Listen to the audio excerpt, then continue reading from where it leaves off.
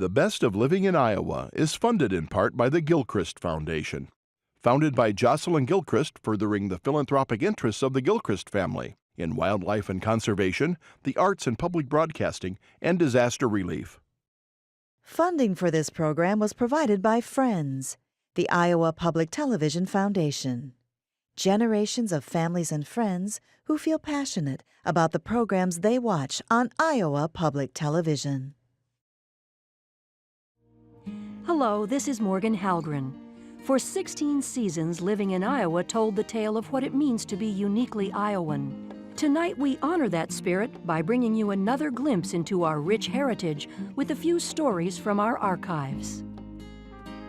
In this episode of The Best of Living in Iowa, we'll revisit our story on the Underground Railroad, see a profile of Holocaust survivor Charles Anelick, and take a look at the history of dance and drill teams in Iowa.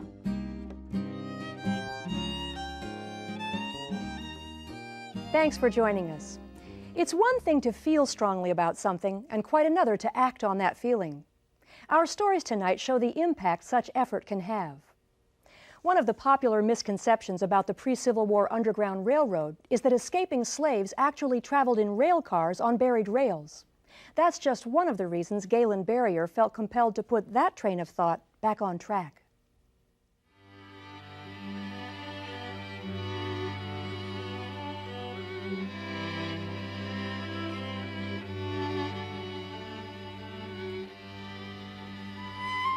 Galen Berrier loves to explore old houses.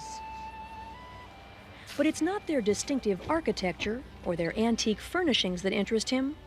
It's the stories they tell him. This one goes back 150 years, back before the Civil War, to a time when it was used by its builder, former State Senator James Jordan, to hide runaway slaves.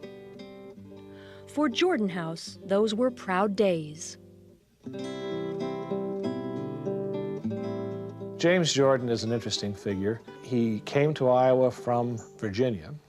We know that he was involved in catching runaway slaves when he was in Virginia, and apparently was so appalled by what he saw and what he had to do that when he was in Iowa, he was one of the leaders of the Underground Railroad here in Polk County.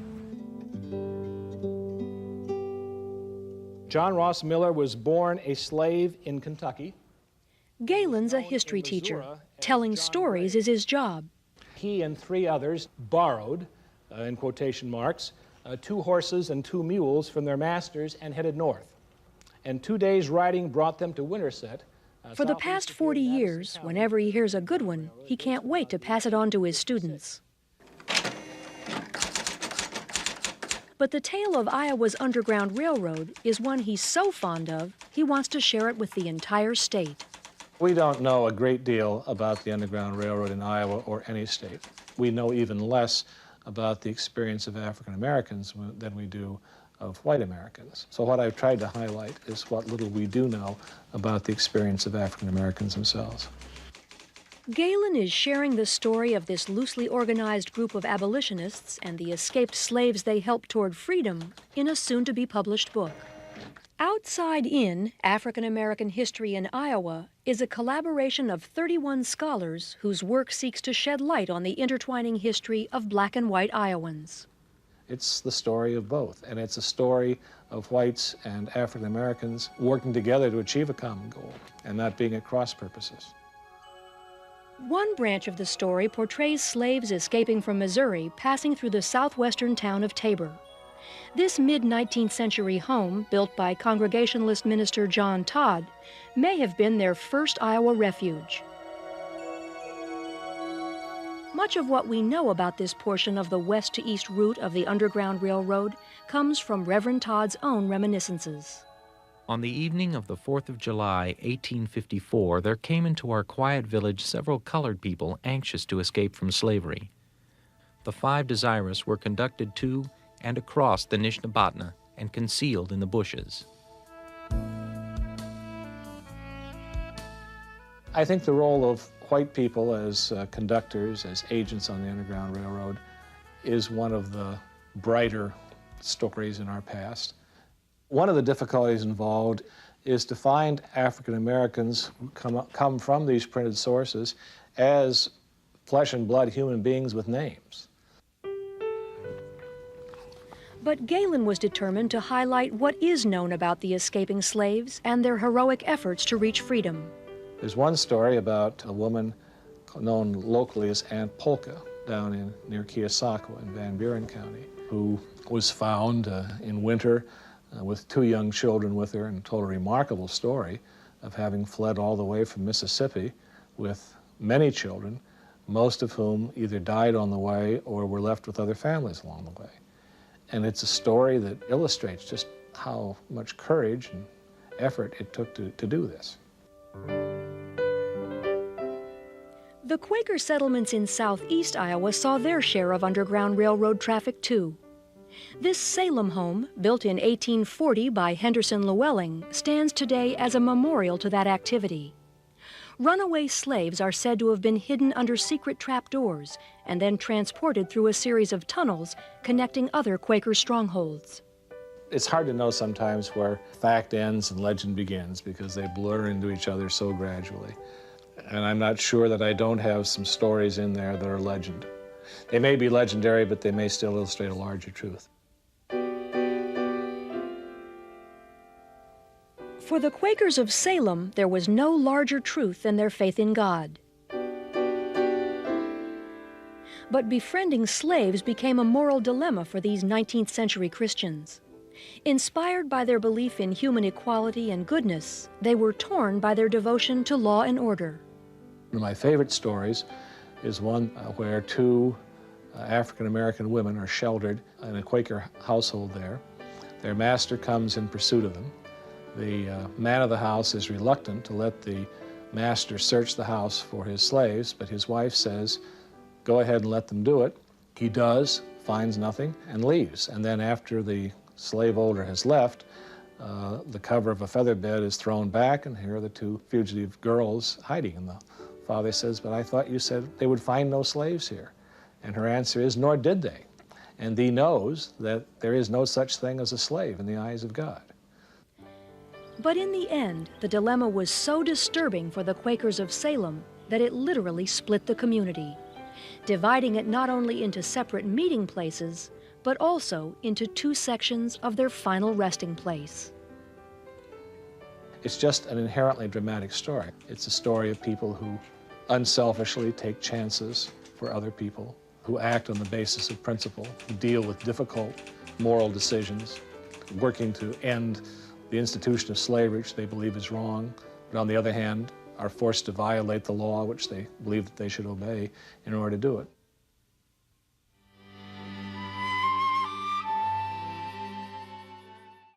How often are you faced with an inconvenience that you allow to ruin your day? And how often do you obsess about what's wrong with your life instead of focusing on what's right? Well, our first story this week may cause us all to reevaluate those tendencies. People who have returned from the brink of death often have the ability to put minor difficulties in perspective, such is the case with Charles Annelich. Charles survived several brushes with death as a young Jew in Europe during the Holocaust. His story is a powerful reminder of the resilience of the human spirit and the need to appreciate the gift of life.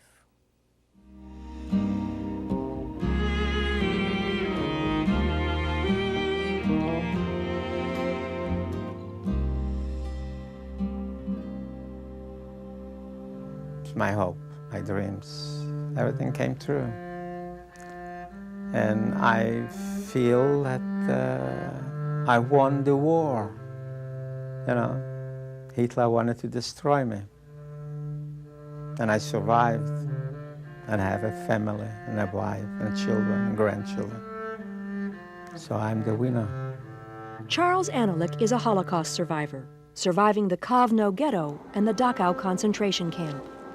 Today, he has found happiness thanks to a loving family and a rewarding career. For 50 years, Charles has been a hairdresser, a career focused on beauty, a stark contrast from the concentration camps where beauty was lost and the ugliness of German atrocities surrounded him.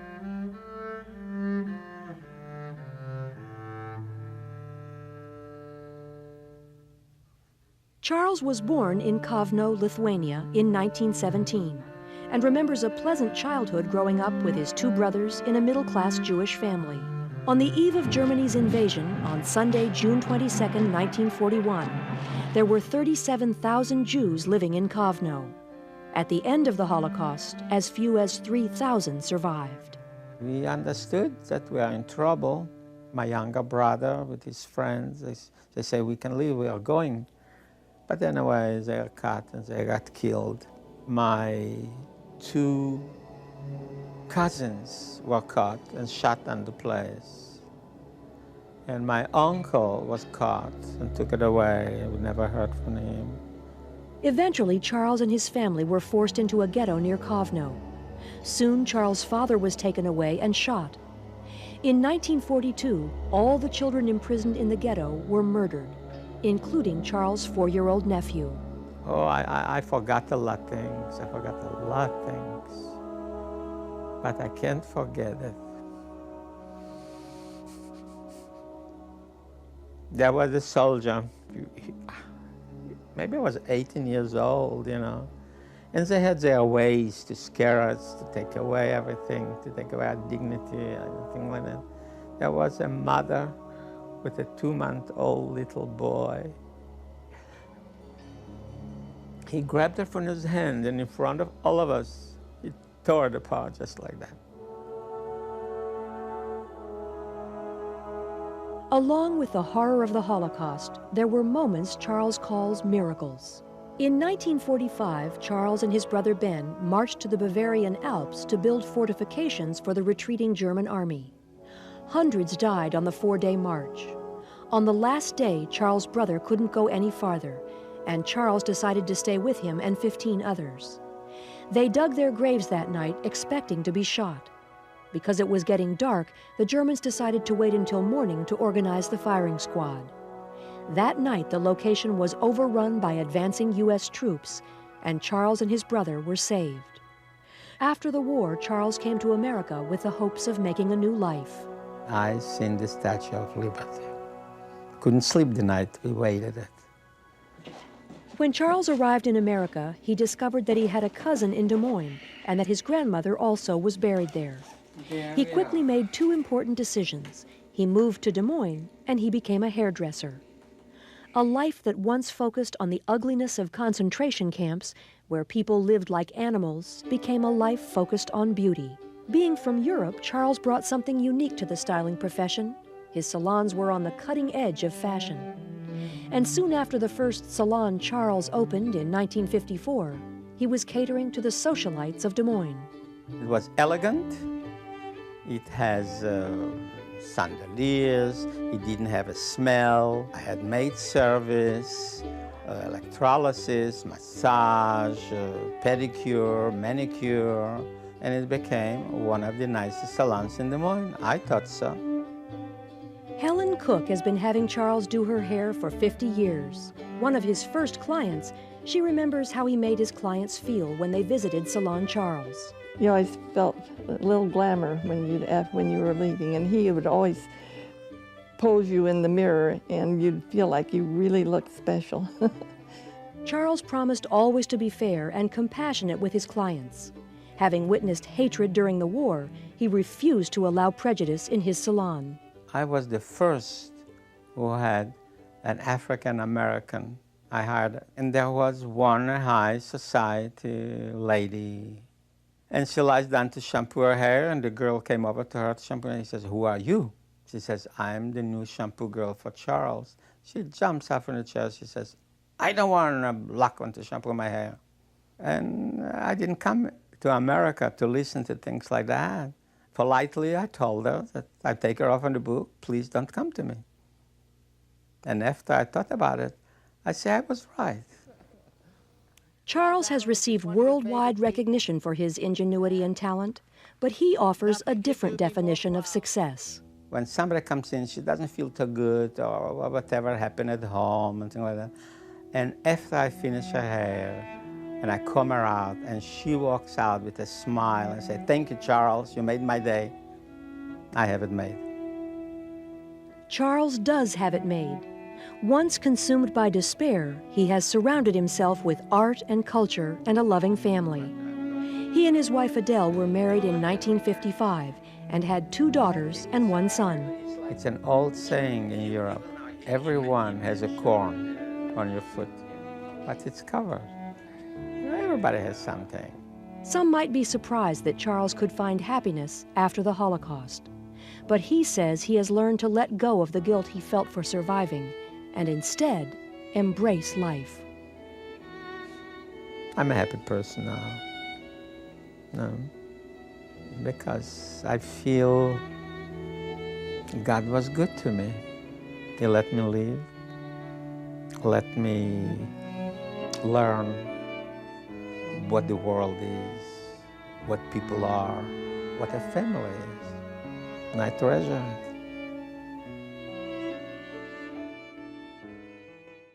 It happens every winter. Teams of high school competitors take their show on the road to the Dance and Drill Championships in Des Moines. In 2005, 5,000 students representing 250 teams took the floor. Tonight, we'll explore the history and evolution of this largest in the nation event.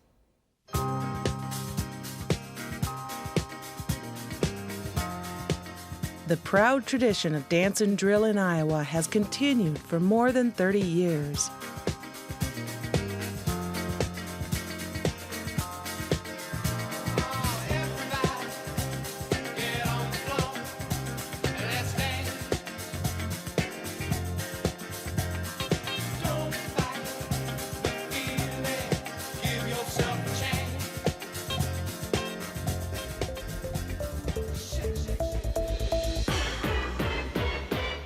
Today, the state championship competition is the largest in the nation. Several directors got together and we started having the competitions in area high schools. And we did this up until 1996 because we got too big. We had a problem. We outgrew the high schools. 1996 was the year the championships moved to Veterans Memorial Auditorium in Des Moines. From a modest beginning in 1974, when 9 teams competed, the event has grown to this year's 250 teams and 5,000 competitors. We were nervous about making that jump from a financial cost standpoint and just leaving the kind of the comfortable confines of a high school. Of course, now we're in Vets and Hy-Vee Hall, and we have 2 full days and nights of competition, and it really has gone through the roof. Generations of Iowans learned to shine in the dance and drill spotlight. Many of them, like Connie Diekema, continue to excel. A partner in a Des Moines law firm, Connie fondly remembers dancing as a Monroe High School swing stepper. My senior year, which was the school year 78-79, we went to Urbandale High School for our state competition. It was really our first time at state competition. It was very exciting for us. We did a pom routine to ABBA's Dancing Queen, where we won a trophy.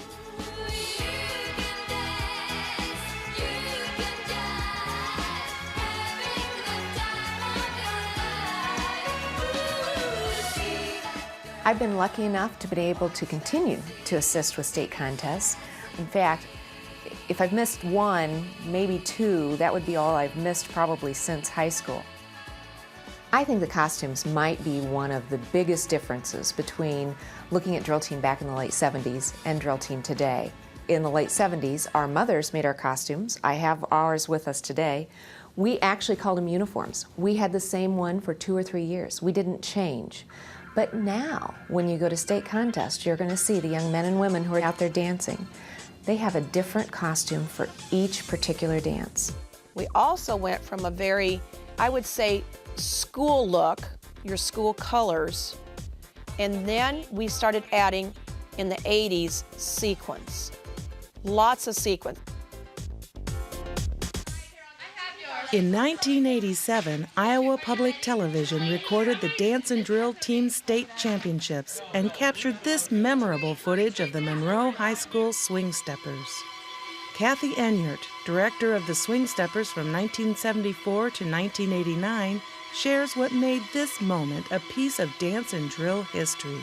In the 80s, I had the opportunity to judge competitions out of the state of Iowa. And I went to Texas quite frequently. And so I started bringing ideas back from Texas. And I really didn't share them with anybody until we put them on the floor. And in 1987, we walked out on the floor at Pleasantville High School. And I know I had everybody's mouth dropping open. We brought the Lycra Unitard to Iowa, and it was a one-piece bodysuit. And it was just amazing. No one had ever seen anything like this before. But now that trend is definitely gone. But it was definitely a trendsetter in the 80s. Now the trend is you're concentrating more on thematic costumes to go with your music.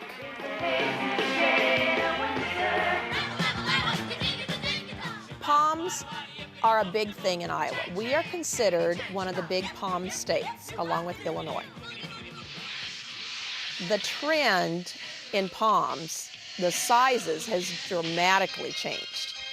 We used to have poms that were so big, they basically covered your body. And we look back and go, how did we ever move those poms? As members of the Pleasantville High School drill team react to their first close-up look at old-school big poms, their director from 1983 to present, Lois Turnage, reflects on those early days. The poms were, like, huge. They're heavy. Most of the choreography was basically arm work and the visual impact with that size of pom. Now, we've gone to a much smaller pom, and of course, then the tempo can be upbeat, sharper movements, because the weight of the pom is hardly anything. The other really big difference is the fact that we would use one song for our entire routine. Now, the different groups will cut in and out with different music styles to kind of change the tempo of the dance. We used one all the way through, kind of like we had one costume. We had one song per routine.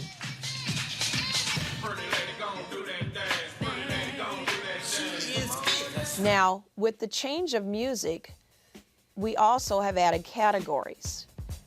We used to have, in the original competitions, strictly pom and dance, and we had prop and novelty.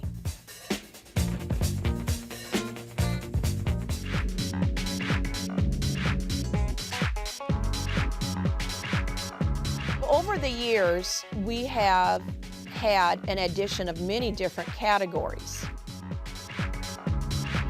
The big changes that I have really seen over the years is more studio dance, ballet-based dance techniques. Now there's more outlets for teams to learn technique. Number one, dance studios. A lot of the girls are involved in dance studios. The other thing is teams get involved, say, going to a summer camp and learn from professionals. And to really succeed, you need that dance ability. And in the past, you really didn't. It was pretty much all visual and unison moves. And now it's focusing more on dance. The co-ed and all-male divisions, of course, are a big hit at state competition. Now we've introduced all-male open and all-male dance, because now the guys are concentrating on dance too. The dance drill teams of today put in many, many hours of practice, dedication to get ready for that performance. That is no different than what happened 30 years ago. The same lessons are being taught today as they were 30 years ago. It's dedication, it's goal setting, it's working with a team, and it's having confidence in front of a group of people. I just graduated from Pleasantville, and I'll be attending Simpson College in the fall. And dance has really taught me that perseverance and hard work can get you to where you want to be, and you can achieve your goals if you set them high enough and just work hard enough. In the late 70s, I was a member of the Monroe Swing Steppers, a dance drill team. Today, I'm a partner in a law firm. I try civil jury trials. I think the thing that you can take from that is if you set your goals high and you practice hard, you can get where you want to go. But you have to decide where you want to go and then figure out how to get there. Dance drill team helped me accomplish that. One of the main reasons I enjoy working with the drill teams is just working with the girls. I'm going to start getting a little teary-eyed. I've had the opportunity to touch a lot of lives. I like to think in a positive manner. I want kids to understand that they can be the best they can be. They just need to do it. Over 30 years of dance and drill team, most of the changes have come in costuming, music, and style of dance. However, the things that have stayed the same are the inner teachings. The final goal is to have fun, but be proud of what you've done.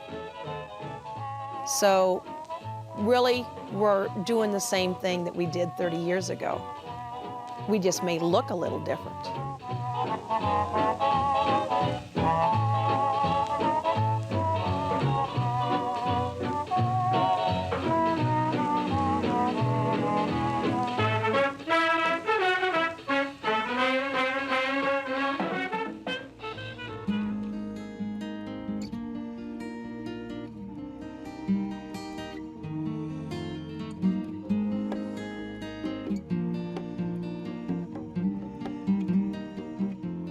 The Best of Living in Iowa is funded in part by the Gilchrist Foundation.